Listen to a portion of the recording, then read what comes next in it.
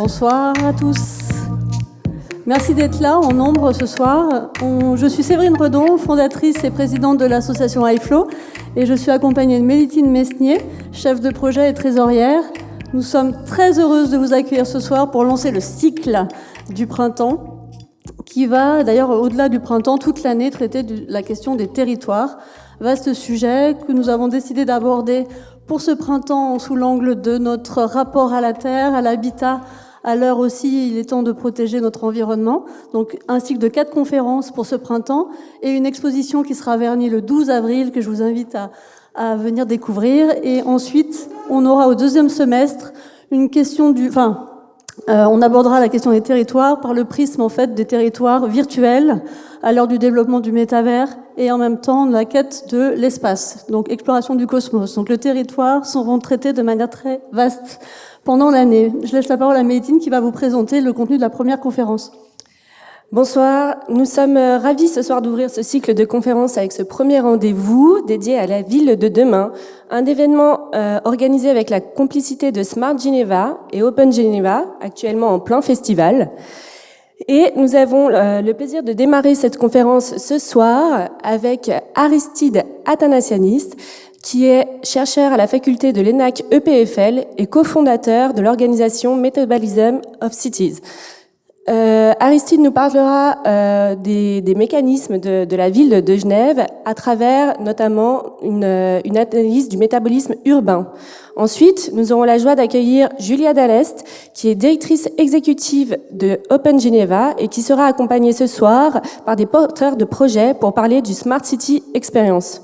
Enfin, nous aurons la chance d'écouter Patrick Montier, manager de Smart Geneva, qui fera une présentation et un panorama de projets à impact. Aristide, du coup, je te laisse la parole. Bonne conférence.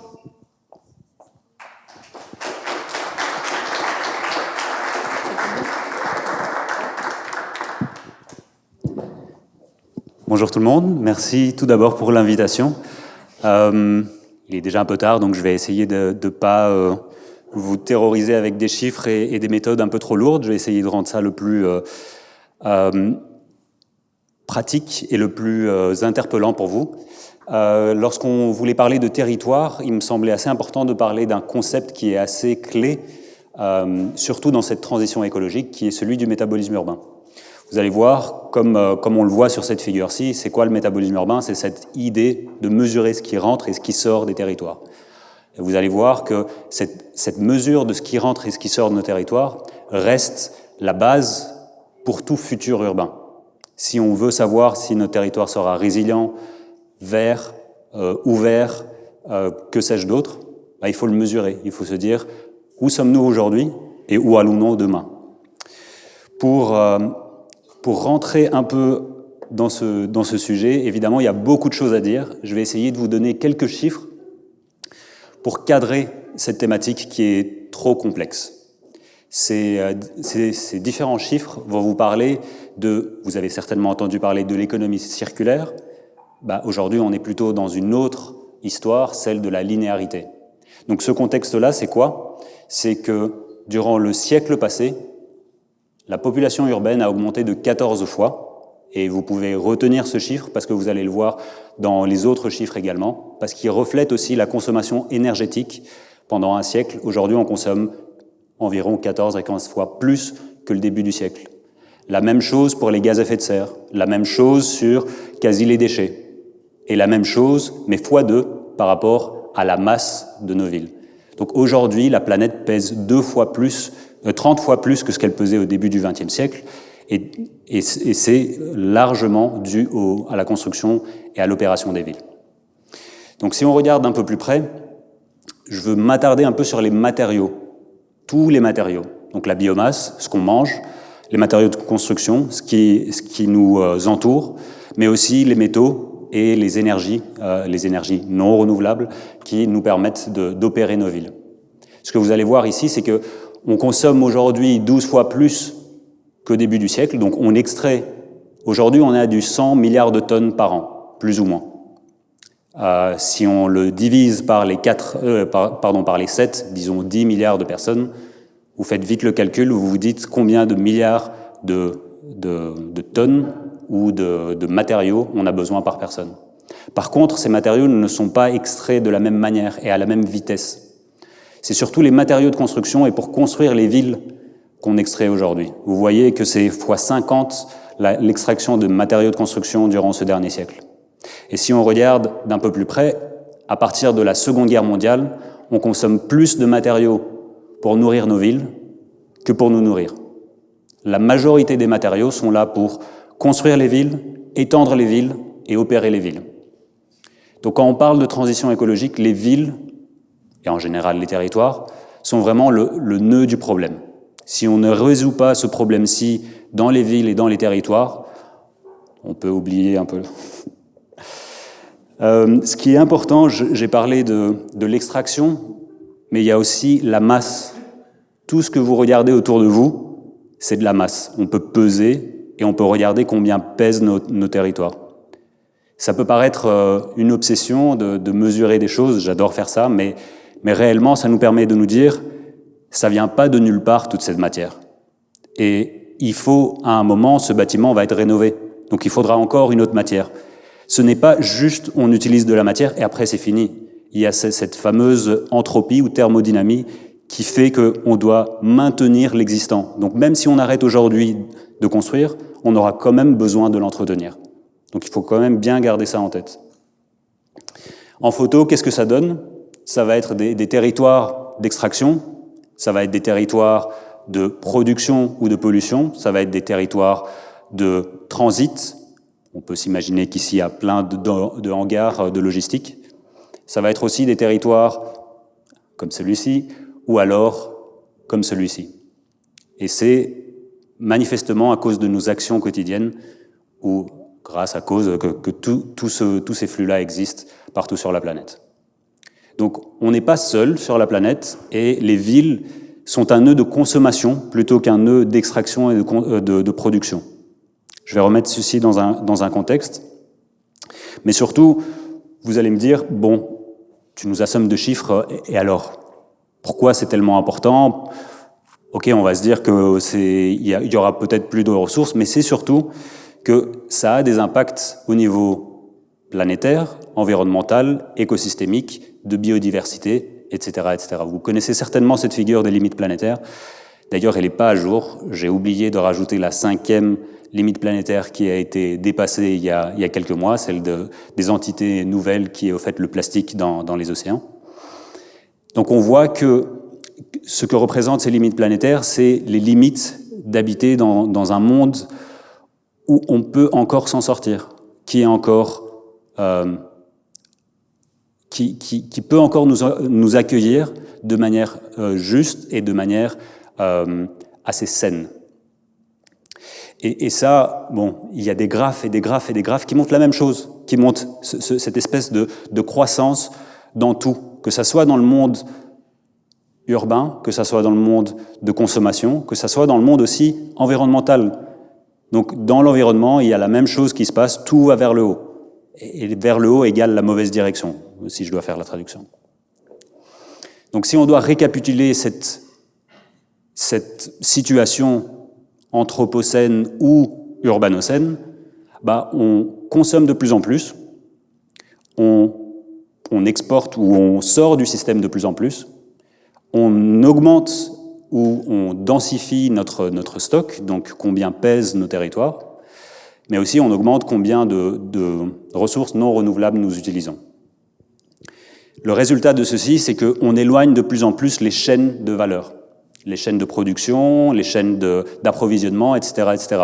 Vous le savez certainement, on l'a vu, on le voit aujourd'hui même, comment les chaînes d'approvisionnement sont fragiles, combien elles sont dues à des conflits géopolitiques. On l'a vu durant 2 crises, une crise sanitaire, mais aussi une crise de conflit. Et évidemment, chacune de ces enjeux-là est liée avec des impacts environnementaux. Donc vous allez me dire un peu comment on est arrivé là et est-ce qu'on peut retourner un peu en arrière pour arrêter tout ceci et comment on peut agir, nous, vous, en tant qu'acteurs du terrain. Donc comment on en est arrivé là? Comment ça se fait qu'on consomme de plus en plus? Comment ça se fait que les villes sont le nœud du problème et qui sont aussi peut-être le nœud de la solution? Premièrement, les villes, Avant, en tout cas, on était dans une boucle assez fermée. Au début du XXe siècle, on recyclait, on remettait dans la boucle quasi 40% de tous les matériaux qui venaient dans notre société. Aujourd'hui, on est à du 7-8%. Et les villes étaient très solidaires. Toutes les activités se retrouvaient au même endroit. On avait l'agriculture, on avait l'industrie, on avait l'habitat, tout se situait dans le même rayon de quelques kilomètres. Malheureusement, ce triangle parfait a commencé à se désolidariser au bout du 19e siècle quasiment, et on va voir pourquoi. Mais c'est à partir de cette désolidarisation que tout s'est linéarisé. Et par linéarisation, il y a aussi, on augmente notre extraction lointaine, on augmente nos déchets lointains, on augmente nos impacts environnementaux proches et lointains. Donc pourquoi on a désolidarisé ce triangle-ci? Il faut se dire qu'avant, on utilisait les urines et les excrétas pour l'agriculture qui se trouvait juste là. On avait des animaux dans la ville qui mangeaient tout gaspillage alimentaire. On tuait ces animaux pour les manger juste après. On parlait d'un rayon de quelques kilomètres. Et tout ceci a changé du jour au lendemain quand on a commencé à repousser certaines activités, donc certaines professions. Par exemple, ici, c'est le chiffonnier à Paris dans le début du XXe siècle. Des personnes qui reprenaient les déchets et qui refaisaient des nouveaux produits grâce à ces déchets-là. Par exemple, le papier et d'autres choses. Donc on a éliminé tout un pan économique des villes. On considère que ceci est malpropre, n'est plus urbain. On a aussi arrêté d'acheter. Avant, on achetait les matériaux dans une déconstruction d'un bâtiment. Il y avait des auctions, on allait acheter. Il y avait des gens qui se pointaient le jour de la démolition pour acheter à un prix fort tous les matériaux qui sortaient de ceci. Ceci, évidemment, avec les nouveaux matériaux de construction, ce n'est plus du tout le cas. Et il y a eu plusieurs prix Nobel qui ont un peu foutu le boxon, qui sont par exemple Haber-Bosch, qui ont fait les engrais minéraux. Donc ils utilisent un maximum de pétrole et de combustibles fossiles pour faire de l'azote qui existe dans l'air, pour le faire dans de l'azote qu'on va pouvoir utiliser pour les plantes. Et ceci, ça veut dire qu'on ne doit plus utiliser toutes les urines, tous les excrétas qu'on utilisait avant pour l'agriculture. Ça veut aussi dire qu'on a dit que l'égout, on met tout là-dedans et on valse ça très très loin. Ça veut dire aussi qu'on consomme énormément d'eau pour faire tout ceci. Donc on a parlé de matériaux, il y a évidemment l'eau. Et puis une des dernières choses, c'est par exemple les trains. Dès qu'on a eu les trains, on a pu acheminer du grain, de la viande, de la roche phosphatée, du bois et plein d'autres choses qui viennent d'autre part. C'est vraiment cette distance d'approvisionnement, tout a coïncidé et a lancé cette machine à s'emballer qu'aujourd'hui on a du mal. Donc si on doit réfléchir à ces territoires-ci, il faut réfléchir à comment resolidariser l'agriculture, l'industrie et l'urbain. C'est vraiment la clé pour demain. L'impact de cette désolidarisation, c'est deux choses. C'est qu'on a fait que les villes sont devenues spécialisées en termes de l'utilisation du sol. Donc aujourd'hui, on n'a plus d'industrie dans le sol. Ça coûte trop cher le mètre carré pour commencer à mettre des activités productives qui réemploient les matériaux de construction, qui font de l'agriculture urbaine et qui font les chaises dont vous êtes assis et assises. Il y a aussi eu une spécialisation des emplois. Certainement que aucune et aucun d'entre vous ne sait faire sa propre nourriture ou se débarrasser de ses propres déchets. On a externalisé la majorité des emplois qui faisaient que la ville était circulaire, que la ville était la plus locale possible. Bon, on a fait ce tableau un peu sombre, mais maintenant on va où? Aujourd'hui, il y a des quêtes, des trajectoires socio-écologiques dont plein de plans d'action de différentes villes à travers le monde commencent à s'orienter. Il y a la ville du donut, il y a la ville de 15 minutes, il y a la ville circulaire, il y a la ville autosuffisante, résiliente. Il y a plein d'adjectifs autour des villes et des territoires aujourd'hui. Mais si on doit en choisir une de celles-ci, comment on va y arriver là, et est-ce que, en choisissant une trajectoire, on est en train de nier ou de rentrer en conflit avec d'autres trajectoires.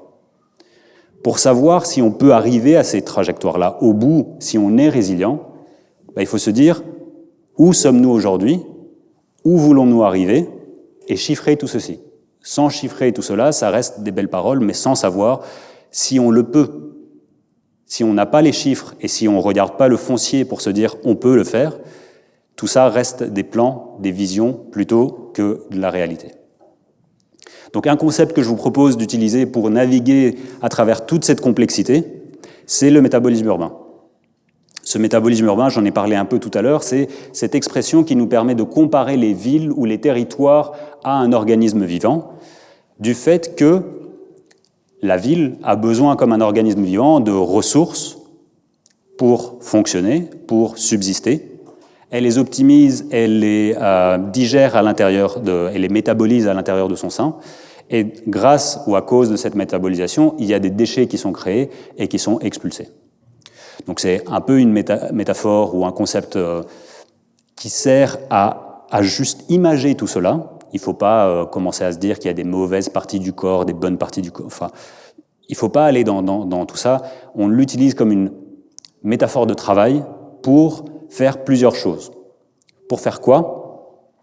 Divers de mes collègues utilisent cette métaphore pour dire autre chose. Il y a des personnes qui vont regarder, par exemple, quels sont les aspects politiques autour de ces flux-là, d'approvisionner. Est-ce qu'il y a de l'égalité ou de l'inégalité par rapport à l'accès de l'énergie ? Il va y avoir d'autres personnes comme moi qui sont des mordus de comptabiliser combien et comment faire qu'on comptabilise ça bien et qu'on compare des villes entre elles. Il va y avoir d'autres personnes encore qui font autre chose. Pour le cas d'aujourd'hui, je vous propose d'avoir de voir le métabolisme urbain comme, au fait, cette métaphore qui comptabilise qui rentre dans les villes. Donc vous voyez ici ce petit tableau avec des flux qui rentrent dans la ville, avec l'énergie, l'eau, les matériaux. Ce qui sort de la ville, donc les exportations, les déchets, mais aussi les eaux usées, les gaz à effet de serre. Et ce qui reste dans la ville, donc le stock. Ce qui ne bouge pas pendant plus d'1 an dans les villes. Donc à quoi ça sert tout ça ? Ça sert premièrement à faire ce qu'on appelle du monitoring environnemental. Je vous donne ici le cas de Bruxelles, quand j'avais comptabilisé les flux de Bruxelles. Voilà, ça donne ce que ça donne. Ça donne 25 000 gigawattheures. Vous allez me dire, c'est beaucoup, c'est pas beaucoup, qu'est-ce que ça veut dire ? C'est pas le but d'avoir le chiffre précis. Un chiffre tout seul ne sert à rien. Il faut le comparer par rapport à quelque chose d'autre, que ça soit dans le temps, est-ce qu'on a évolué dans le bon sens ou dans le mauvais sens, que ça soit par rapport à une autre ville et se dire, est-ce que Bruxelles est efficace par rapport à sa consommation de ressources ou pas ? La même chose par rapport à son pays, par rapport à l'Europe, etc., etc. Donc on sert tout ça d'un benchmarking à un moment T pour aussi se dire, on fait des plannings d'action, voilà le moment en 2010, est-ce que toutes nos actions ont un effet sur les flux ? Voilà à quoi sert par exemple une étude de métabolisme urbain. Et là vous avez l'énergie, l'eau, les matériaux, etc., etc. Donc ce que nous montre ici cette image-là, c'est que le métabolisme urbain de Bruxelles est ouvert, donc on a besoin de la majorité des choses qui n'existent pas dans le territoire. Il n'y a que 3% de l'eau qui est extraite localement dans le territoire, et il y a 3% de l'énergie de Bruxelles qui est produite localement. Ce n'est pas les panneaux photovoltaïques, c'est l'incinérateur. Donc il faut se dire que la production énergétique dans les villes, ce n'est pas encore ça. Et pire encore, par exemple, pour les eaux usées, on importe l'eau potable de l'extérieur de Bruxelles, de la Wallonie, une autre région, et on la consomme, elle va dans les égouts, mais il y a aussi toutes les précipitations qui sont précisément la même valeur que tous les flux d'eau importés qui vont aussi dans les égouts. Donc non seulement on n'est pas circulaire, on est super linéaire. On pourrait utiliser les précipitations pour répondre à nos besoins d'eau potable. Non, ils vont dans les eaux usées et on paye pour ça, pour les traiter. Enfin, c'est... Une autre chose, donc là c'est le canton de Vaud, on commence à faire cet exercice-là pour tous les cantons suisses. On a des résultats préliminaires pour le canton de Vaud et le canton de Genève. Vous voyez par exemple que le canton de Vaud extrait de son propre territoire 5 000 tonnes, alors qu'elle en importe 23 000, 24 000, donc quasi x5. Et le canton de Vaud est quand même assez grand, il y a quand même pas mal d'agriculture dedans. Et elle en exporte plus que ce qu'elle en importe. Et là, on commence à se poser des questions, mais comment ça se fait? Et d'ailleurs, on exporte les mêmes choses qu'on importe. Est-ce qu'on ne pourrait pas simplement juste rester un peu plus local? Enfin, on commence à se poser plein de questions une fois qu'on a tous ces chiffres-ci. Ceci est par exemple pour le cas de Genève. On regarde par exemple, on extrait sur Genève 1000 milliers de tonnes, donc 1 milliard de tonnes, et on importe 10 000. Donc c'est x10 de combien on importe par rapport à combien on a localement. Et on exporte quasi la même chose qu'on importe. C'est vraiment des plaques tournantes, quoi. Les territoires sont des plaques tournantes de flux, et elles ne les optimisent pas, on n'utilise pas forcément ce qu'on a besoin. Une autre caractéristique du métabolisme urbain, c'est de commencer à regarder d'où viennent les flux. Ça, c'est par exemple d'où viennent tous les métaux qu'on consomme à Bruxelles. Il y a une énorme partie, plus de 15%, qui viennent d'Australie. Et donc on commence à se dire, bon, certes, on parle d'autosuffisance. Est-ce qu'on va devenir autosuffisant en métal? Je suis pas sûr, on n'a pas de mine localement. Même si on réutilise précieusement chacun des tubes luminaires, toutes les composantes des caméras et des chaises, il y a quand même un moment où on n'aura pas suffisamment pour répondre à la demande. Il y a une autre chose qui est super intéressante, donc on en a parlé plusieurs fois, mais on a mesuré combien pesait Melbourne, par exemple.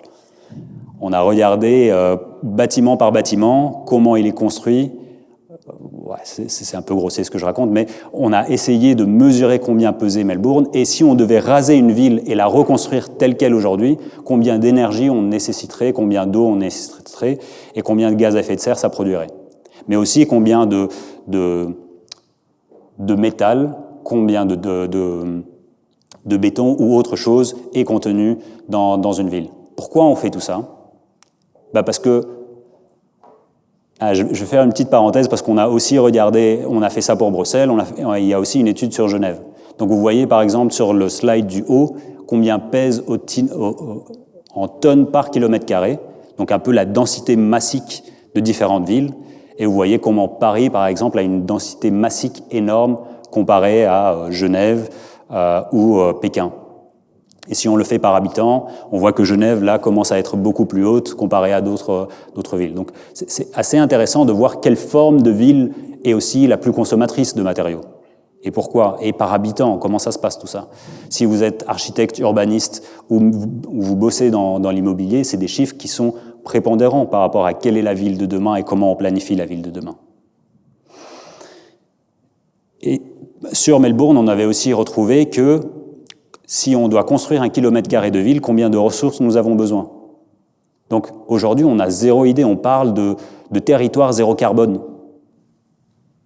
Enfin, je ne sais pas d'où viennent les matériaux, comment ils sont construits et comment ces bâtiments vont être opérationnels. Là, vous avez au moins une certaine idée, on construit une zone industrielle où on rénove un certain parc, il faut avoir une idée de ces chiffres, de ces ordres de grandeur. Sans cela, on fonctionne un peu dans le vide. Donc pourquoi sert le métabolisme urbain? Si je dois le résumer, c'est connaître nos flux, connaître nos stocks et connaître notre impact en tant que ville, en tant que citoyen, en tant qu'administration. Mais aussi avoir des ordres de grandeur en tête de combien on a besoin par an, par personne, et comprendre les efforts requis pour en arriver là. Une fois qu'on a tout ça, on peut aussi commencer à identifier les secteurs clés où on devrait agir. Peut-être faire une filière de réemploi. Quels sont les acteurs que nous devrons activer? Est-ce qu'il y a de l'espace pour les activer? Est-ce qu'il y a du budget pour les activer? Est-ce qu'il y a les connaissances et les savoir-faire pour les activer? Etc., etc. Donc, il y a aussi également pas mal de politiques qui existent aujourd'hui grâce au métabolisme urbain, que ce soit l'économie du donut ou l'économie circulaire. Pas mal font d'abord une étude de métabolisme urbain et après lancent leur plan d'économie circulaire. C'était le cas à Bruxelles où on a fait plusieurs études et il y a ici par exemple différentes études qui ont fait une étude de métabolisme urbain d'abord pour lancer leur plan d'économie circulaire par après. Donc on a accompagné par exemple au niveau académique la région de Bruxelles pendant 3 ans sur leur plan d'économie circulaire avec les lunettes du métabolisme urbain, en leur disant « Est-ce que vous êtes sûr que vos 111 mesures que vous proposez dans votre plan d'économie circulaire vont avoir l'impact que vous pensez ou que vous espérez ? Est-ce qu'il y a de la place dans votre ville pour le faire ? Est-ce qu'il y a des gisements ? Quels sont les business models qu'on pourrait construire localement grâce à des gisements particuliers ? » Et là-dedans, souvent, une étude de métabolisme urbain sert comme le point zéro, et après on fait quelques approfondissements, par exemple sur des secteurs clés, le secteur de la biomasse, le secteur de la construction, le secteur de l'énergie, le secteur de l'eau. Toutes les villes ont les mêmes problèmes. Mais il y a aussi des expérimentations qui doivent exister. Sans avoir des expérimentations, en fait, ces études ne servent pas à grand-chose parce que on connaît les chiffres, on les regarde, mais sans changer, ça sert à rien. Enfin, voilà. Je vais vous raconter quelques succès et quelques échecs qu'on a pu voir à travers la lentille du métabolisme urbain et à travers les études. Donc, on a eu une chaire de métabolisme urbain pendant 3 ans à Bruxelles. Et il y a eu certains succès grâce à nos interactions avec les administrations et puis les acteurs terrain et la recherche, et certains échecs quand même. Les succès, c'est qu'on a essayé de développer une interface, un peu une interface entre la pratique, la recherche et l'administration. Donc on a eu des dialogues fluides, un peu comme aujourd'hui, où on mettait des décisions et des enjeux sur la table et on réfléchissait collectivement. On s'est attaqué sur un enjeu à Bruxelles qui était le bois de la forêt de Bruxelles, le bois de la forêt de Soignes, qui était coupé et exporté en Chine tous les ans. Et c'est juste parce qu'on a fait des interviews avec les opérateurs de la forêt qu'on s'en est rendu compte. On a monté une filière, une coopérative qui récolte le bois aujourd'hui, qui a des menuisiers qui n'existaient plus à Bruxelles, des charpentiers également, et aussi des scieries qui n'existaient plus à Bruxelles. On a monté une filière à travers cette étude du gisement. Il y a eu beaucoup d'échecs, et c'est aussi qu'on ne parle pas le même langage entre administration, chercheurs et praticiens. Il faut prendre le temps, il n'y a pas d'occasion, chacun a un emploi du temps hyper chargé, et on n'a pas de temps pour trouver ces moments-là, mais il faut trouver des moments off où on enlève notre casquette administrateur, chercheur ou autre, et on met notre casquette d'expert et on collabore tous ensemble. On a aussi eu du mal à mesurer la circularité de Bruxelles avant et après. Donc on ne peut pas vous dire, après 30 millions d'euros qui ont été financés, est-ce que Bruxelles est circulaire de combien de pourcents de plus qu'avant le plan? Ce qui est assez tragique quand même.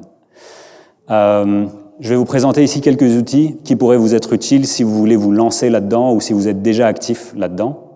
Des outils, donc ça c'est avec notre asso Metabolism of Cities, où on a plus de 90 villes qui font des tableaux de bord métaboliques elles-mêmes. C'est des tableaux ouverts, donc tout ça est open source.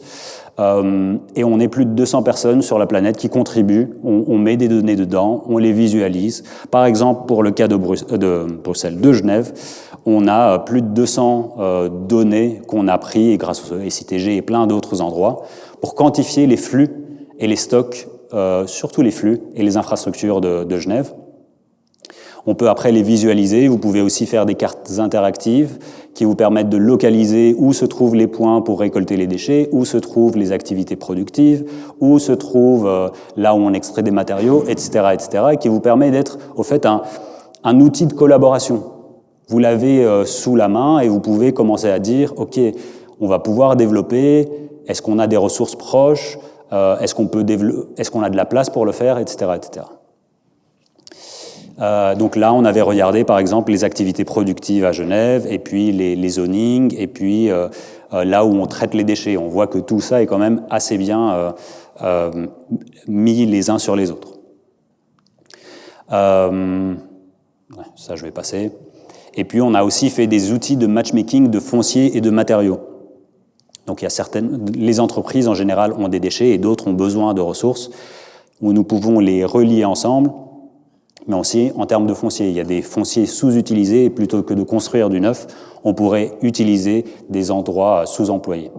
Donc on a, par exemple, on avait fait l'expérience à Bruxelles sur plein d'entreprises. C'est encore une fois une autre plateforme open source qui permet chacun et chacune de l'utiliser, de faire des connexions entre entreprises pour minimiser les déchets, minimiser les ressources qui sont requises et aussi minimiser les espaces sous-employés. On va avoir bientôt une plateforme sur les stocks.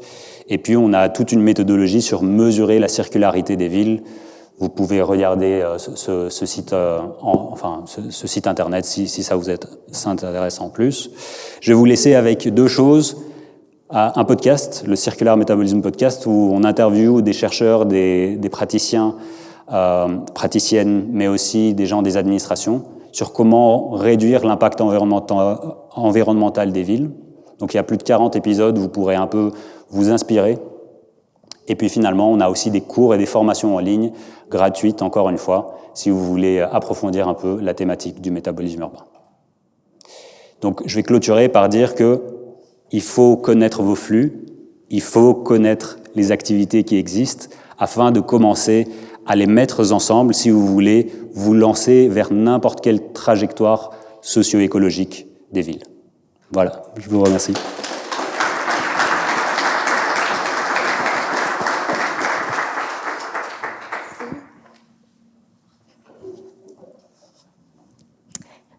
Merci Aristide, c'est ça, hein, je ne me suis pas trompée.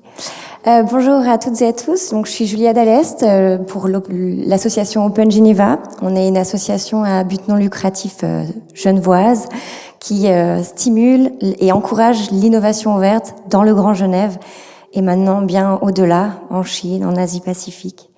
Et si je suis là aujourd'hui, c'est pour vous parler d'une initiative qu'on a menée l'année dernière, mais finalement qu'on mène avec Open Geneva depuis plusieurs années. C'est cette démarche très concrète pour engager les citoyens, les citoyennes dans des actions concrètes. Et du coup, Aristide le disait très bien, on peut faire des choses aussi à notre niveau. Évidemment, il y a des choses qui doivent se faire au niveau institutionnel, au niveau des États. Mais on peut aussi proposer des solutions, en tout cas réfléchir à des projets à impact concret aujourd'hui pour agir sur des sujets qui nous tiennent à cœur. Et en l'occurrence, il s'agit du Smart City Experience. Donc c'est ce hackathon pour la ville durable. Alors, rapide définition d'un hackathon, c'est un événement collaboratif de plusieurs dizaines d'heures, en général 24 heures, où des équipes pluridisciplinaires vont travailler ensemble à trouver des idées, mais au-delà, trouver des solutions concrètes pour répondre à un problème, pardon. Donc, nous, on a posé cette question de, finalement, qu'est-ce qu'on peut faire aujourd'hui pour la ville de demain, concrètement, à notre niveau?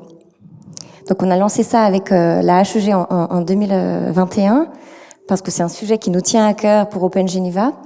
Et il y a eu une centaine de personnes qui se sont réunies pendant 24 heures. On était hyper contents, on n'avait pas les masques et on se voyait en octobre à la HEG. Et il y avait moitié, on dirait pas comme ça, mais peut-être moitié d'étudiants et de professionnels. C'est vraiment un moment où on réunit des profils et des personnes avec des profils variés et qui ont tous envie un moment se réunir, sortir de son quotidien pour réfléchir à des projets, à des solutions concrètes pour la Genève de demain. Donc, l'idée, c'est de travailler en écosystème. C'est vraiment, on pense que c'est pas seulement parce qu'on va chercher les étudiants, seulement le secteur privé, qu'on va réussir à trouver des solutions concrètes. L'idée, c'est vraiment de créer cette rencontre, en fait, ce moment où on va être ensemble autour de la même table et on va mettre un Losinger-Maradi, UNITAR pour les Nations Unies et des étudiants qui vont un moment partager leur expérience, leurs compétences et finalement leur vision aussi de la ville de demain pour trouver des solutions à des challenges posés. Donc j'en profite pour les remercier d'avoir participé, d'avoir soutenu cette première édition et on les attend pour la deuxième. Il y a eu du coup 13 équipes, vraiment au visage, avec plein de visages, des jeunes, des moins jeunes, des hommes, des femmes, bon là ils sont tous sérieux, mais ça n'a pas toujours été le cas. Et l'idée c'était que ils se connaissaient pas, ils se serrent dans les bras, mais au début ils arrivent, ils se connaissent pas, et ils vont partager un moment, ils vont apprendre ensemble, ils vont pratiquer ensemble. Et c'est ce qu'on aime dans cette approche du hackathon, c'est vraiment ce partage de connaissances et faire sienne en fait une idée pour l'amener le plus loin possible en 24 heures. Donc 24 heures, c'est 24 heures de réflexion. Il y a beaucoup d'idées qui sortent. On remplit des tableaux, des post-it, et il y a souvent beaucoup d'énergie, beaucoup de sourires qui se passent pendant ces événements. Et là, c'était des collaboratrices des SIG et puis des étudiants. La parole est toujours donnée à toutes et tous. C'est un espace de créativité qui est très libre et qui est dans laquelle nous, on propose pas de méthodologie. C'est-à-dire, vous venez, vous proposez vos idées, vous avancez à votre rythme et on verra bien ce qu'il en sort. Et finalement, c'est pas tant le livrable de fin qui nous intéresse, même si vous verrez après, il y aura des projets intéressants. C'est plutôt cette démarche de partage qui est hyper intéressant en termes de créativité et puis de solutions concrètes à la fin. C'est aussi des moments de convivialité. On mange des pizzas parce que c'est 24 heures, donc ça se passe aussi la nuit. C'est hyper important en termes de créativité, de sortir de sa zone de confort, de son quotidien, de son bureau. On commence à 17 heures et on finit à 17 heures le lendemain, pas de pause. Enfin, on peut dormir évidemment, mais l'idée c'est que on peut dormir sur place, on campe et finalement on vit une expérience unique qui participe à faire naître des idées nouvelles. Et à la fin, il y a des solutions concrètes, des prototypes. L'idée, c'est pas de rester dans seulement des brainstorming et des panneaux de post-it, c'est d'arriver avec une solution à présenter. Donc là, par exemple, qui s'est matérialisé avec du carton, et c'était une équipe de Lozinger Maradi qui présentait un nouveau quartier, et ils ont essayé de le matérialiser, de nous expliquer comment ça pouvait se construire. Mais il y a aussi des solutions qui sont un peu plus digitales, même si elles sont fabriquées le jour J grâce à des Fab Labs qu'on ouvre pour les hackathons. Et donc c'est très concret. L'idée c'est ok, on peut pas tout révolutionner, on peut pas tout penser, mais choisissons une idée et allons le plus loin possible dans la concrétisation de celle-ci. Et puis, oui, c'est un événement sur lequel on essaye de aussi mobiliser les médias et qui, du coup, la RTS, un partenaire de Open Geneva, est venu aussi au contact des participants pour essayer de transmettre cette expérience, de la partager et puis de la populariser, parce que notre objectif, c'est de démocratiser cette pratique de l'innovation. C'est pas seulement les étudiants ou seulement les services innovation des entreprises qu'on vise, mais c'est vous. Venez comme vous êtes, comme certains diraient. C'est vraiment ça l'idée, c'est vraiment très accessible et on a besoin de tout le monde pour trouver des solutions. Et puis à la fin, quand même, il y a pas d'argent à gagner, mais il y a des super diplômes en papier ensemencé que du coup des projets coup de cœur et pas des projets gagnants ont reçu. Donc c'est vous, enfin le public du hackathon qui a choisi trois projets en particulier. Et en fait, on voit tous ces sourires. Je trouve que c'est hyper enthousiasmant de voir à la fin du hackathon le bonheur sur le visage de chacun. Et du coup, si ça vous a donné envie, on vous invite le 11 et 12 novembre prochain à participer à la 2e édition. Et oui, vous le saviez pas, hein, 2e édition du Smart City Experience. Si vous flashez, vous pouvez nous laisser vos coordonnées et puis on vous dira quand vous pourrez vous inscrire. On a besoin de tout le monde, ça se passera à la HEG. Évidemment, c'est gratuit pour tout le monde. On vous nourrit, on vous loge, enfin, on vous offre le camping. Et on vous attend en tout cas nombreux et nombreuses pour cette 2e édition. Et puis pour lancer du coup cette édition 2022, on commence avec les SIG, qui est évidemment aussi un grand partenaire de ce hackathon et d'Open Geneva plus largement. Si ça vous intéresse, donc c'est plutôt les étudiants, donc là c'est ou jeunes diplômés, donc je suis pas sûre que la meilleure cible aujourd'hui, sans vouloir vous offenser.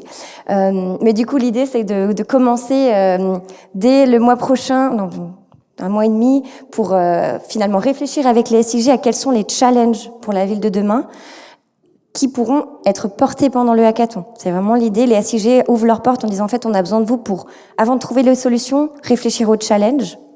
Et ensuite, aller avec les collaboratrices des SIG au hackathon pour réfléchir aux solutions. Donc c'est vraiment hyper engageant et c'est une manière aussi pour les entreprises de s'impliquer de manière très concrète dans cette démarche participative et ouverte. Et donc, voilà, je voulais vous en parler.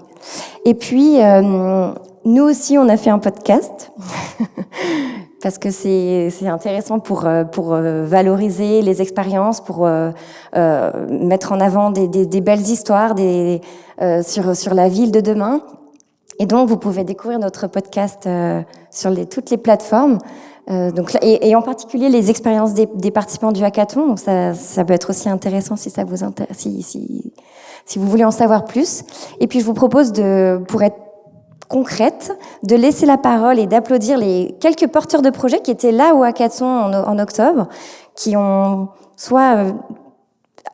arrivés avec une idée et qui l'ont portée et qui aujourd'hui vont présenter un projet. Des porteurs de projets qui avaient déjà une idée assez matures pendant le hackathon et qui viennent nous dire ce qu'ils ont fait depuis 6 mois. Je pense que c'est toujours important quand on parle de hackathon, on dit souvent mais qu'est-ce qui se passe après ? On sait pas. Et ben là, c'est une bonne manière de vous montrer que oui, il se passe des choses. Le hackathon, c'est un moment phare pour lancer des projets, lancer des dynamiques et c'est super important ensuite de voir que ça continue dans la durée. Donc je vais laisser la parole à, je sais pas dans l'ordre, on va voir, au projet Oasis, représenté par Sylvain Gache, historien des risques naturels, et Malcolm Onifadé, assistant scientifique EPFL, qui ont participé au hackathon, qui se sont rencontrés au hackathon. Vous ne connaissiez pas avant, voilà. C'est aussi ça, le lieu de hackathon, c'est des belles rencontres. Et ils vont vous parler de ce projet qui est né pendant le Smart City Experience. À vous la parole, on les applaudit.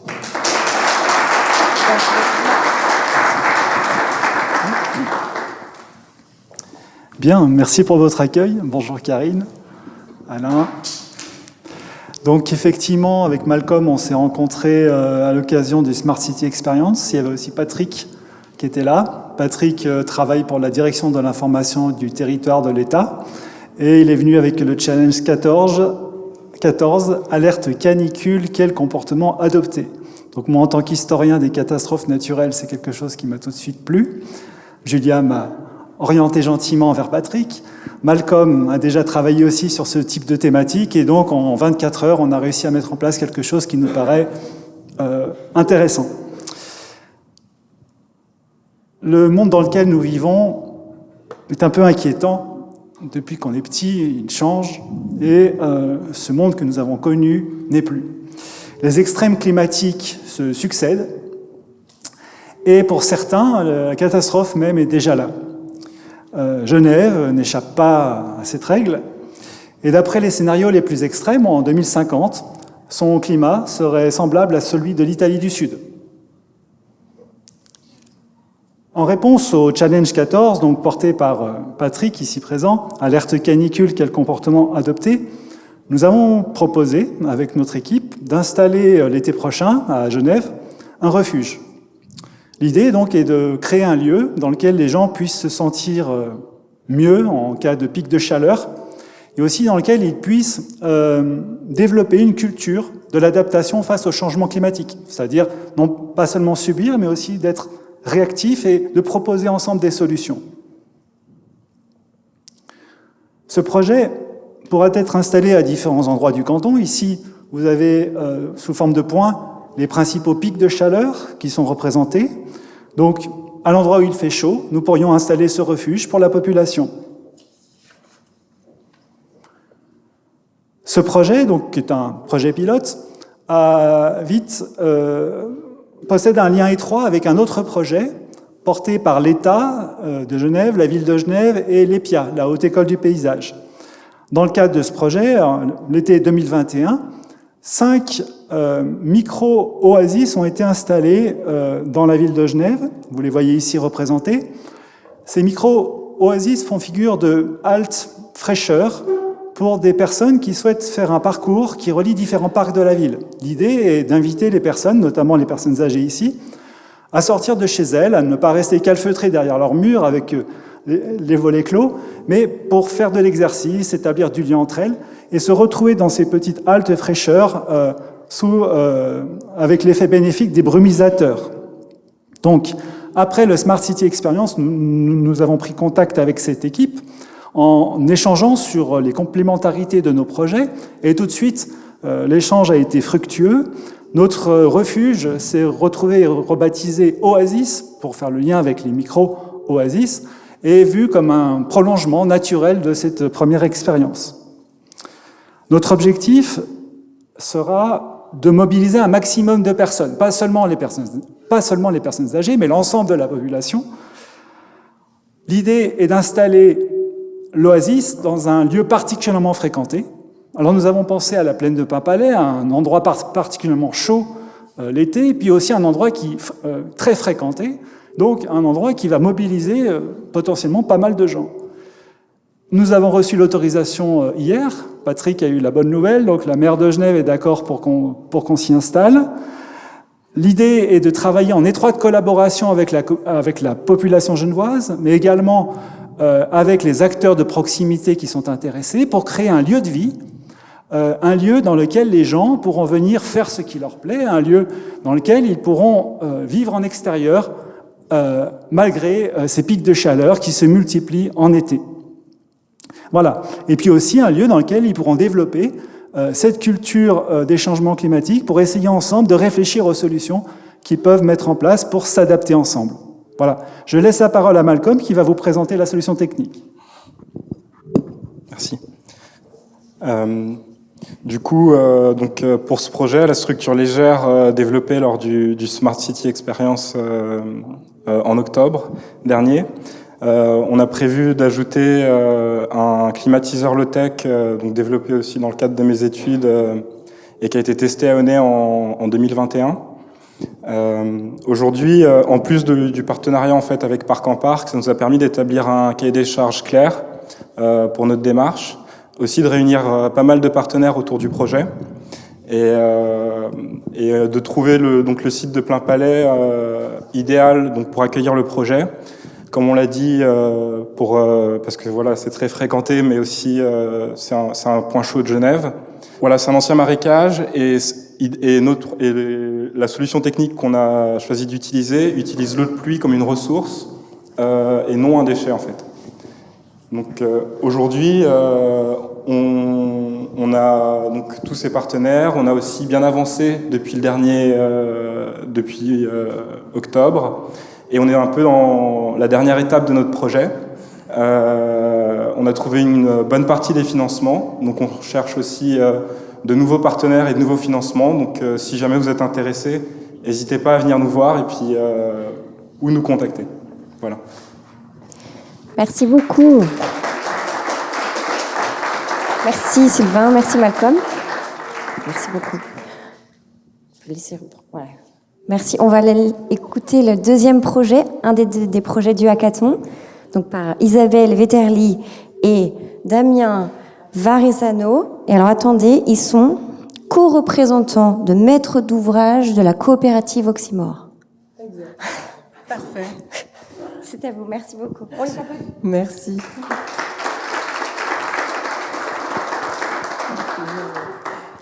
Bonsoir, merci beaucoup pour cet accueil. Donc on est voilà.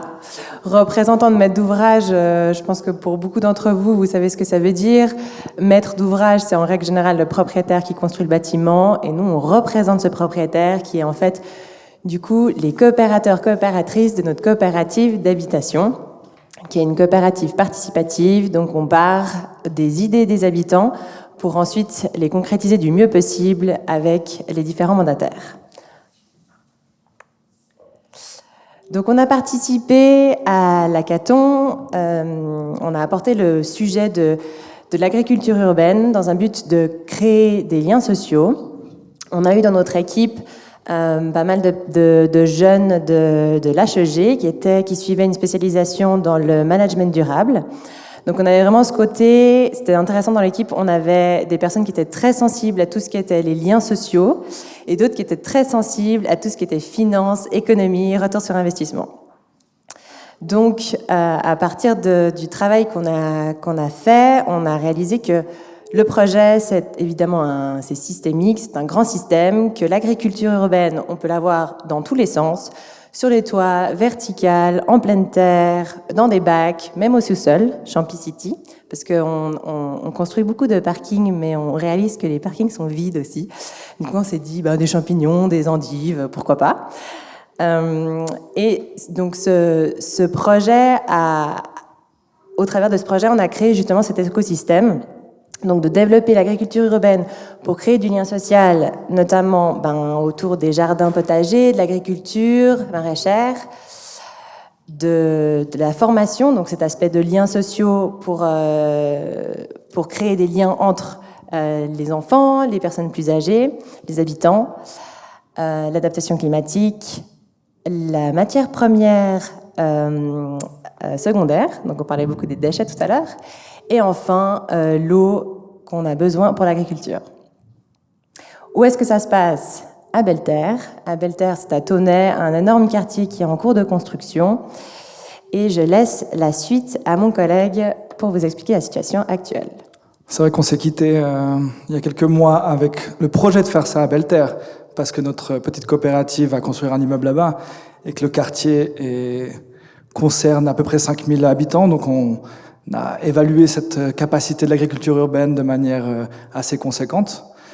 Alors quand on est rentré avec notre beau projet du hackathon, il a fallu parler aux autres maîtres d'ouvrage. Ces autres maîtres d'ouvrage, on a dû aussi les convaincre.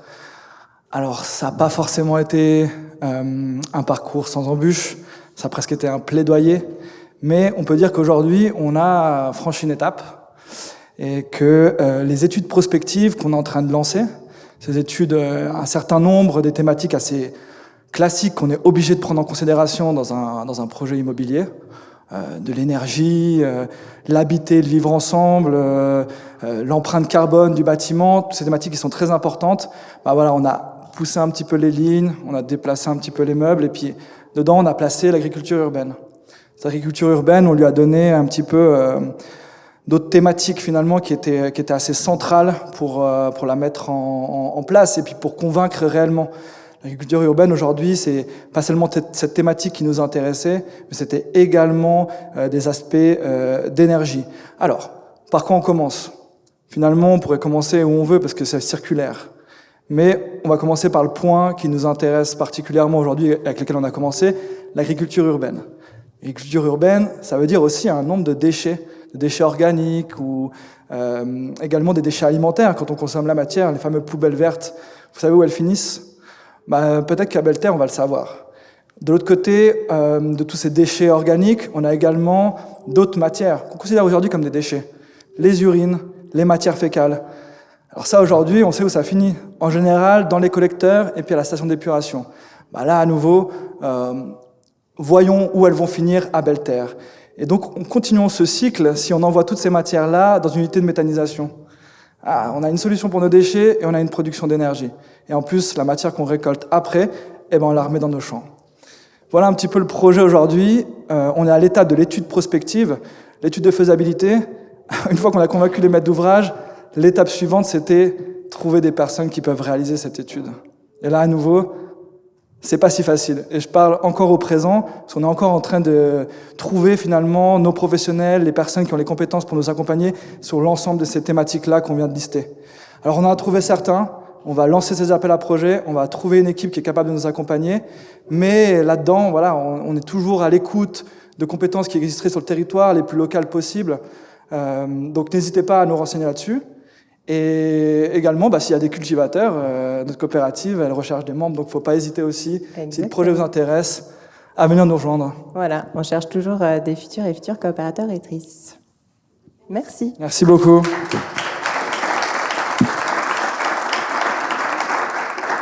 Merci beaucoup. Alors, si on a vu des start-upers, un peu l'État de Genève, je vais aussi accueillir maintenant un troisième projet qui représente les TPG, parce que parler de la ville de demain, c'est aussi parler de la mobilité. Donc, qui connaît mieux que les TPG pour en parler. Donc, ils ont participé au hackathon, évidemment. Donc, j'accueille Iroun Bakers, l'expert innovation exploitation, et Mélissa Fazli, coordinatrice innovation exploitation des TPG.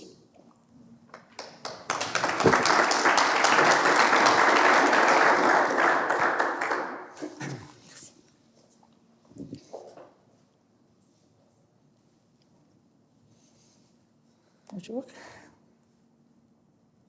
Hey, salut. Bonjour Iroun, ça va? Très bien, et toi? Oui, ça fait un moment qu'on ne s'est pas vu. Dis-moi. Non, c'est vrai. Est-ce que tu as éventuellement envie cet après-midi d'aller avec moi à Cartigny pour boire un café? Ah, mais avec grand plaisir. Mais uniquement en transport en commun, s'il te plaît. On n'y va pas en voiture? Non, non, non, non, non, non. Transport en commun. Tu es sûr? Oui, oui, oui. Mais à ce moment, je dois regarder un peu comment on peut y aller. Ah, j'ai trouvé quelque chose. Laisse-moi voir. D'abord, on va prendre le bus numéro L vers Bernay. Après, on doit changer pour le K. Et ensuite, le G pour arriver à Cartigny.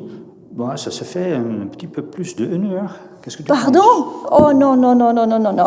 Attends. Tu connais pas TPG Flex? Non, c'est quoi? Mais c'est très simple. Tu télécharges l'application.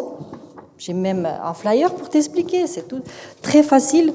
Tu choisis ton arrêt de départ, ton arrêt d'arrivée, l'heure à laquelle tu veux partir ou d'arriver, et le véhicule, il vient te chercher. Tu réserves, il t'amène directement. C'est comme un taxi, donc. C'est un transport en commun d'un arrêt à un autre arrêt, mais totalement personnalisé. D'accord. Mais si ça, c'est un transport en commun et il y a une autre commande au même moment. Ah, mais si le système estime que notre réservation est combinée avec l'autre, eh ben, on sera en commun avec d'autres personnes. Ah, mais c'est bien. Et après, qu'est-ce que le bus il fait? Il continue à rouler à vide? Non, il va s'arrêter. Il roule uniquement quand il y a une demande. Donc, il ne dépense pas d'essence? Pas d'énergie, Et pas de pollution. Il ne fait pas de bruit? Il ne fait pas de bruit. Ah, mais ça, c'est intéressant, ça. Laisse-nous prendre TPG Flex. Voilà, c'est facile, il est là, notre déjà. bus B est déjà là. On peut y aller.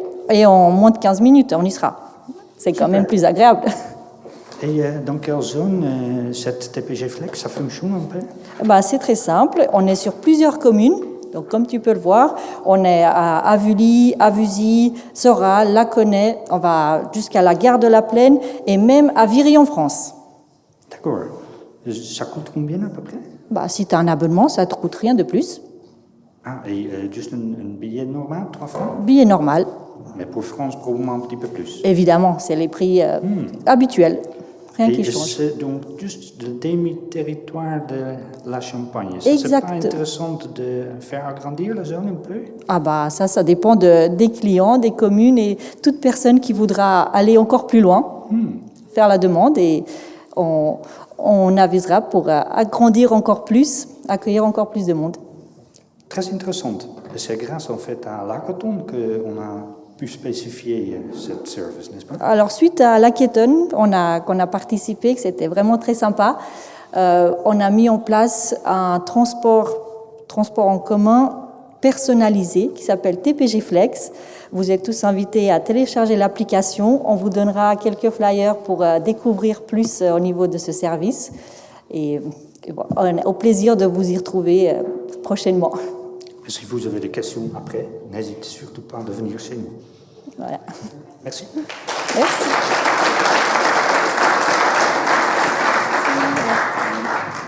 Merci beaucoup.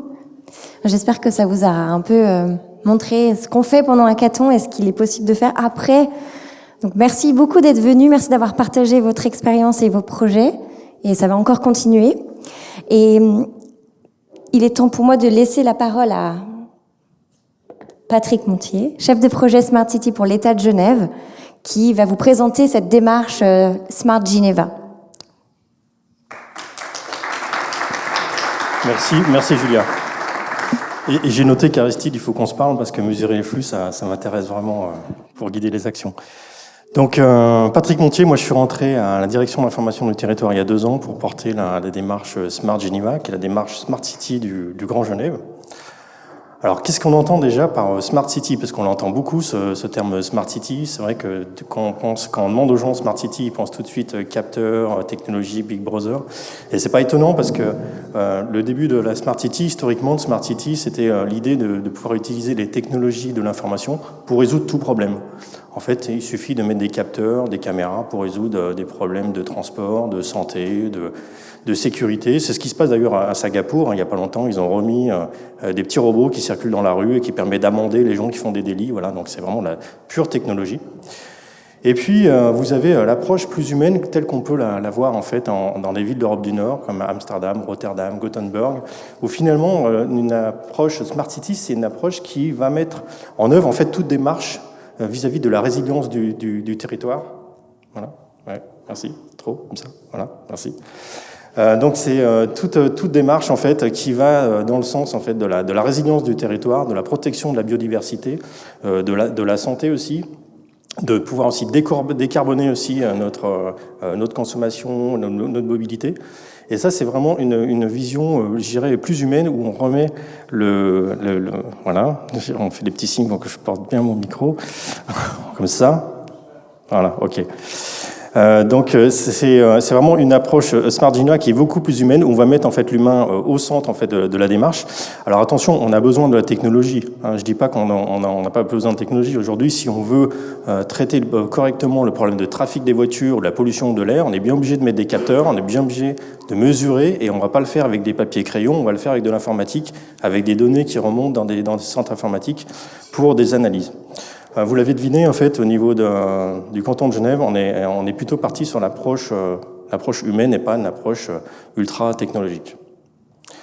En gros, si on veut synthétiser en fait une démarche Smart City qui est moderne, une démarche Smart City aujourd'hui moderne doit faire face aux conséquences de l'urbanisation. Aujourd'hui, on sait que malgré la Covid, de plus en plus de personnes viennent travailler sur le canton, viennent ici loger, et du coup, on voit bien qu'on a des problèmes aujourd'hui de trafic, de véhicules. Du coup, indirectement, on a des problèmes aussi de qualité de l'air, de la pollution de l'air aux particules fines. Et puis, on a des besoins de plus en plus criants de besoins de logement, notamment les logements sociaux, avec un territoire qui est vraiment très contraint entre la frontière française et le lac. C'est assez compliqué. Et puis, on a des besoins d'énergie constants. Aujourd'hui, vous voyez bien qu'on a la crise. On parle de plus en plus de souveraineté au niveau de l'énergie. On sait qu'aujourd'hui, les chauffages, en grande majorité, fonctionnent avec des énergies fossiles. Et du coup, on a des thématiques de mobilité dans le Smart City, des thématiques aussi de sauvegarde de la biodiversité. Et puis, vous avez le réchauffement climatique. Tout à l'heure, on l'a dit, le GIEC nous promet le climat des Pouilles en 2050. Donc ça veut dire qu'on va se réchauffer énormément et ça va poser des problèmes de santé, notamment la nuit pour les personnes qui n'arrivent plus à dormir parce que la chaleur ne va pas pouvoir descendre correctement la nuit. Donc on a des îlots de chaleur aujourd'hui qui sont identifiés déjà sur le territoire. Et puis on n'a pas que la chaleur, on va aussi avoir des événements climatiques avec beaucoup d'eau qui peuvent arriver, qui peuvent aussi submerger aussi des stations d'épuration, donc poser des problèmes sanitaires. Et puis on s'est engagé au niveau du canton à diminuer nos émissions de CO2. Donc une démarche Smart City, ça va être une démarche aussi qui va contribuer à décarboner en fait notre économie et notre ville. Et au niveau de l'économie, l'économie circulaire aujourd'hui, on essaie de limiter au maximum les déchets, que les déchets puissent réentrer dans la boucle et puissent participer à créer d'autres produits. Et puis, comment on fait pour vraiment se séparer de notre addiction aux énergies fossiles? Aujourd'hui, on est complètement addict aux énergies fossiles. Et le problème sur le canton, c'est que la moitié des gaz à effet de serre, ça vient des bâtiments, ça vient des chauffages. Donc, il y a vraiment urgence aussi à traiter ces thématiques-là. Et puis, il ne faut pas oublier la qualité de vie. C'est quand même l'essence même d'un programme de Smart City qui est moderne. Aujourd'hui, les habitants d'une ville aspirent aussi à être connectés avec la nature. On a de plus en plus de potagers urbains. On parle de plus en plus de végétaliser les toits, d'avoir accès aux espaces verts. C'est quand même très important en ville. Il ne faut pas oublier la santé, parce qu'une ville dans laquelle on tombe malade, c'est pas non plus viable. La sécurité aussi, une ville smart, c'est une ville aussi dans laquelle on se sent en sécurité. D'ailleurs, smart, très souvent on associe Smart City à la définition première qui est intelligente, mais il ne faut pas oublier que smart, c'est aussi une notion de ville astucieuse, maligne. Et nous, on a plutôt pris cet angle-là, c'est-à-dire comment adapter le canton avec des solutions qui vont rendre le territoire un peu plus intelligent, mais un peu plus malin. Et puis, dernier point, l'inclusion sociale. Une ville smart n'aurait aucun intérêt si on laisse les gens au bord du chemin. Si on parle en fait au niveau du climat, la réponse en fait politique a été comme assez forte. Il y a eu l'urgence climatique qui a été votée en 2019.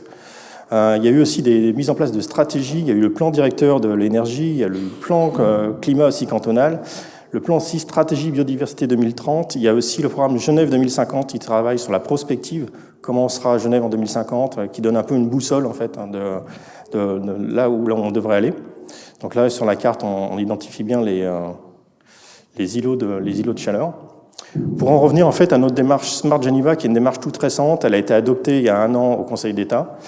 Et si on veut résumer, en fait, Smart Geneva en 3 points. Le premier, c'est donner la visibilité aux porteurs de projets. Moi, j'ai rencontré pendant plus d'1 an, en fait, beaucoup de porteurs de projets qui soient des grosses structures comme les SIG avec Genilac ou d'autres solutions, soit des petits porteurs de projets, mais aussi des industriels, des petites et moyennes entreprises qui ont des idées innovantes, mais par contre qui sont souvent tout seuls et qui ont des difficultés justement pour se faire connaître.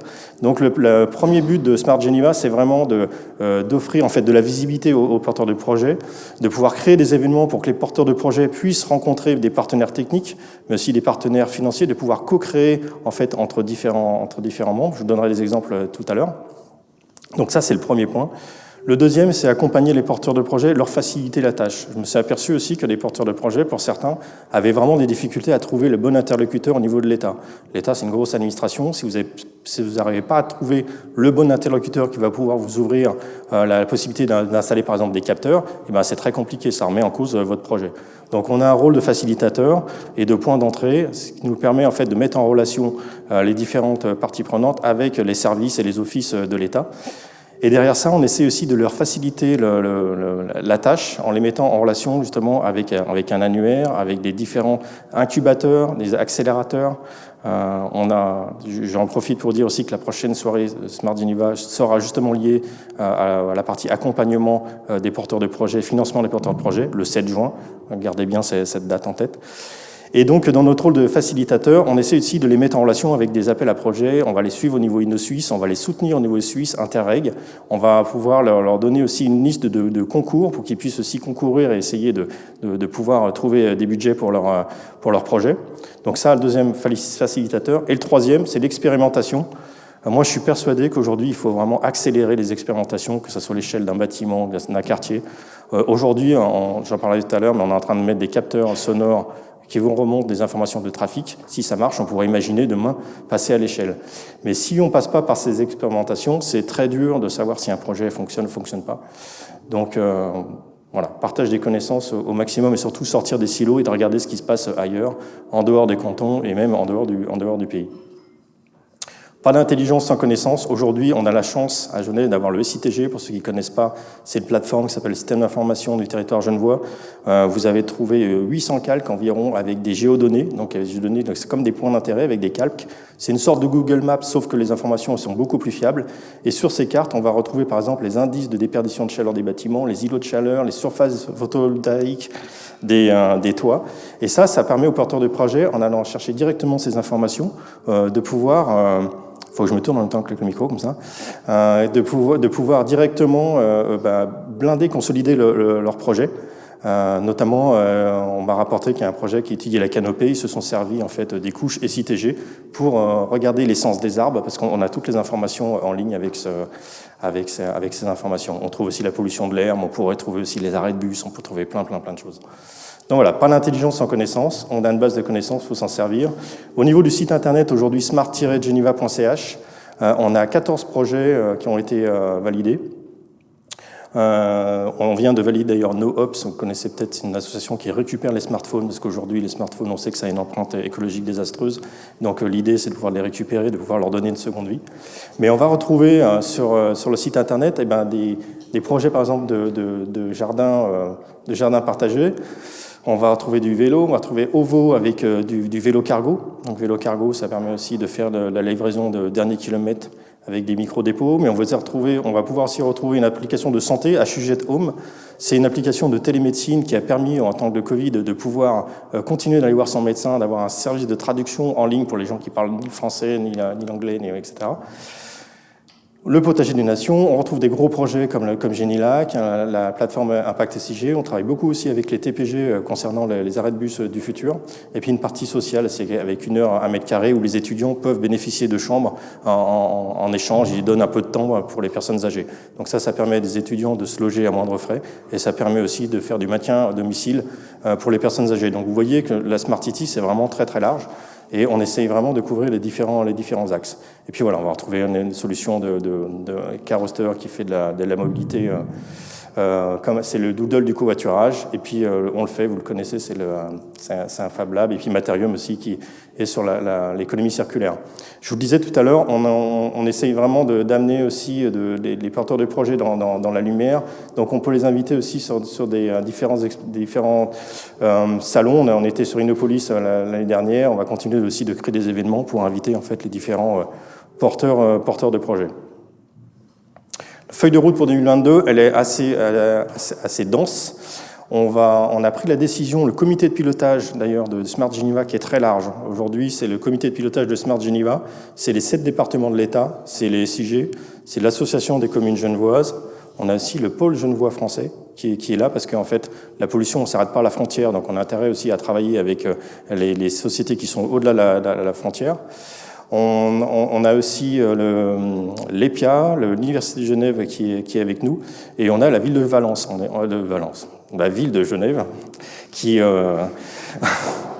la ville de Genève en fait qui nous a rejoint. J'en suis vraiment ravi parce qu'on fait des expérimentations avec la ville de Genève, et ça n'avait pas de sens finalement que la ville de Genève, à mon sens, personnellement, puisse avoir un programme Smart City dans un coin, le canton dans un autre. L'idée c'est d'aller vraiment dans toutes les directions parce que y aller à plusieurs nous permet en fait d'accélérer.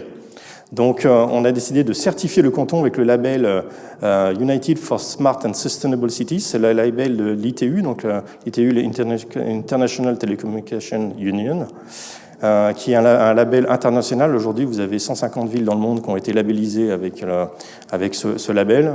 Nous, on ne compte pas labelliser Genève, mais on compte labelliser le canton de Genève. Donc ça, c'est en cours. Et c'est ce qui nous permettra justement d'étudier un peu nos forces et nos faiblesses.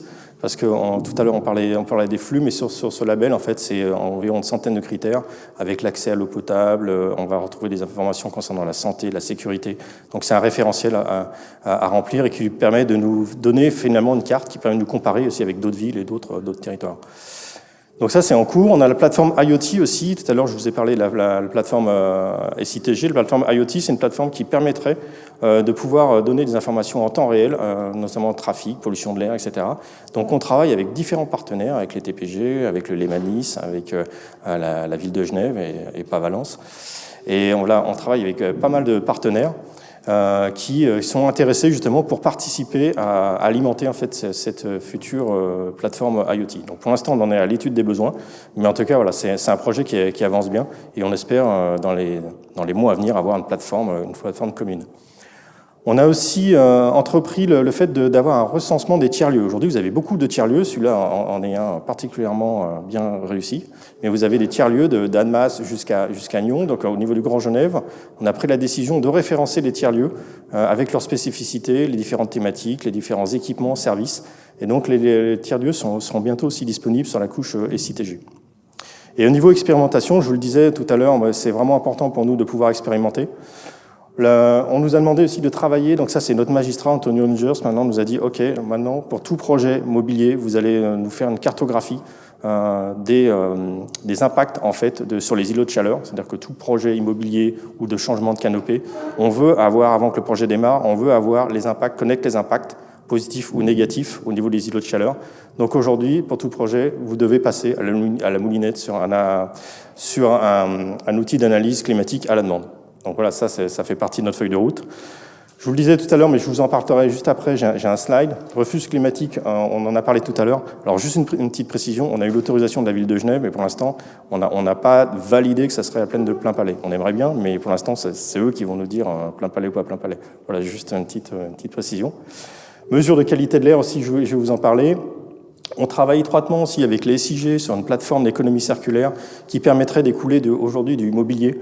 On sait que dans les grandes entreprises, ils changent souvent de mobilier, de table de réunion, de bureau, etc. L'idée, c'est de pouvoir mettre ces mobiliers, plutôt qu'ils soient en déchetterie ou qu'ils soient stockés dans des sous-sols, de pouvoir les remettre sur un marché, un peu comme un back market du mobilier. Et donc, cette application est en train de sortir, elle est en train d'être testée aujourd'hui par 20 entreprises. Et si elle donne un succès, à ce moment-là, elle sera mise sur le marché. Et puis, je fais de plus en plus de mise en relation. Je vais vous expliquer pourquoi. Voilà, donc je vous le disais, on est en train d'expérimenter des capteurs intelligents avec la société SecurAxis, qui est capable, avec l'intelligence artificielle, de choper la signature sonore des véhicules qui passent devant le capteur, que ce soit un bus, un camion, etc. Alors, les voitures électriques, peut-être pas, quoique, ça va peut-être marcher parce qu'il y a quand même du bruit. Et de pouvoir remonter les informations de trafic. L'énorme intérêt, c'est que ces capteurs, ils sont faciles à installer, ils ne consomment pas beaucoup d'électricité. Il n'y a pas besoin de mettre des caméras. Et ils fonctionnent avec un système classique de 4G.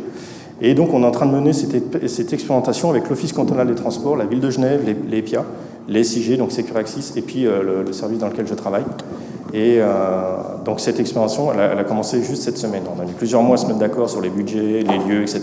Mais en tout cas, cette expérimentation, elle commence. Et puis, on pourrait imaginer que demain, si ça fonctionne bien, on pourrait imaginer se passer des boucles. Vous savez, les boucles dans le sol qui permettent de compter, mais qui ne savent pas faire la distinction entre un bus et un camion. On pourrait imaginer passer à l'échelle. Mais en tout cas, ça, c'est une expérimentation qui est en cours. On travaille aussi, notamment avec le Sabra. On a un data scientist dans notre service qui travaille sur les données, qui collecte les données. Aujourd'hui, le Sabra utilise des microstations et teste des nouveaux capteurs. Donc, on les aide, en fait, au niveau data scientist, à nettoyer le code, à nettoyer les données, à faire du travail dessus. Notamment, on avait travaillé sur la corrélation entre la pollution de l'air et puis le fait que pendant le Covid, il y avait moins de transport. Donc voilà, on voulait voir la corrélation entre moins de transport et est-ce que la pollution de l'air chute. Donc voilà, c'était vraiment intéressant et ça, c'est grâce à un data scientist. Donc on travaille très souvent avec le Sabra concernant ces expérimentations liées aux données. Et puis je vous parlais tout à l'heure d'une mise en relation. Smart Geneva, d'abord, c'est surtout une communauté. J'essaye vraiment de mettre en avant, enfin on essaye avec mes collègues de mettre en avant en fait cette communauté d'acteurs qui ont vraiment envie de transformer les choses. Et aujourd'hui, pour vous donner quelques exemples, on a mis en relation la ville de Genève, l'Office cantonal en fait de l'énergie et les SIG autour d'une solution qui s'appelle Constel, qui est une solution vraiment très originale qui pilote des chaudières des vieux immeubles. Donc c'est un petit boîtier qui se met sur les capteurs et qui permet de faire des économies incroyables parce que le capteur arrive à modéliser en fait l'inertie du bâtiment, se connecte avec la météo et s'il sait que par exemple que dans 4 jours il va faire moins 10 degrés, il va commencer à chauffer le bâtiment pour éviter d'avoir des pics et de lisser les pics. Et ça, si vous mettez ce dispositif sur les bâtiments les plus passoires en fait, du canton, vous allez vous retrouver sur des centaines de tonnes de CO2 économisées à l'année. Et quand on voit en fait, le problème aujourd'hui qu'on a avec les énergies fossiles, ça permet de faire des économies. Pareil, on travaille avec les TPG sur des systèmes d'arrêt, avec les arrêts connectés, mais surtout avec des casiers connectés, avec aussi l'Office cantonal des transports. Ce système en fait, de casiers connectés en fait, est assez répandu dans d'autres villes européennes, très peu ici, mais ça permettrait une économie circulaire. On pourrait imaginer demain de pouvoir, en descendant de son train ou de son bus, aller rechercher directement son colis, plutôt qu'il soit livré chez soi, parce que livré chez soi, le problème c'est que ça fait beaucoup de transport, donc beaucoup de pollution. Là, ce serait un point d'accès unique, donc ça permettrait à un camion de pouvoir directement aller fournir en fait ce casier. Mais ça permettrait aussi à des commerçants de pouvoir travailler avec les commerçants pour récupérer par exemple un costume, parce que le pressing il ferme à 20h, vous passez à 21h, vous pouvez le récupérer. On pourrait aussi imaginer mettre des perceuses avec la manivelle, par exemple. On pourrait imaginer demain livrer la perceuse parce que vous avez besoin de bricoler ce week-end, plutôt que d'en acheter une. Vous allez dans votre casier connecté juste en bas de chez vous, et ça vous permet d'éviter en fait, d'acheter du matériel. Donc voilà, et il y a la société Startup Box-Up que vous connaissez peut-être, qui fournit aujourd'hui du matériel en ville, le matériel sportif. Vous voulez faire du ballon à côté d'un parc, vous n'avez pas besoin d'acheter le ballon, vous avez une application mobile, vous réservez votre ballon, vous allez l'ouvrir dans votre casier et vous allez faire votre sport et après vous allez le remettre. Voilà, donc ça c'est un exemple aujourd'hui d'évolution de ville intelligente. Et puis voilà, vous avez aussi la mobilité avec de l'hydrogène. On peut faire de l'hydrogène aujourd'hui avec des panneaux solaires sur la mobilité douce. Il y a la société Storage qui est en train d'étudier ça avec des petites canettes, comme des petites canettes de coca, qui se mettent sur des triporteurs. Et là, vous n'avez pas besoin de batterie. Voilà, le temps court, j'accélère, j'ai bientôt fini. Il y a plein d'autres mises en relation, la végétalisation des toits, le fait de pouvoir réparer aussi du matériel high-tech, il y a des discussions en cours, il y a des micro-forêts urbaines, il y a des outils de concertation citoyenne, kit canicule, réseau de consignes aussi. Il y en a qui essayent de remettre en place des réseaux de consignes avec des bouteilles, avec des commerçants et des restaurateurs qui seraient OK pour jouer le jeu. L'économie circulaire, voilà, il y a plein de sujets qui bougent en ce moment, donc c'est vraiment très riche. C'est juste le dernier, il suffit de nous suivre sur les réseaux sociaux pour connaître toute l'actualité. En tout cas, retenez bien la date du 7 juin, voilà, la prochaine soirée Smart Geneva. Merci beaucoup.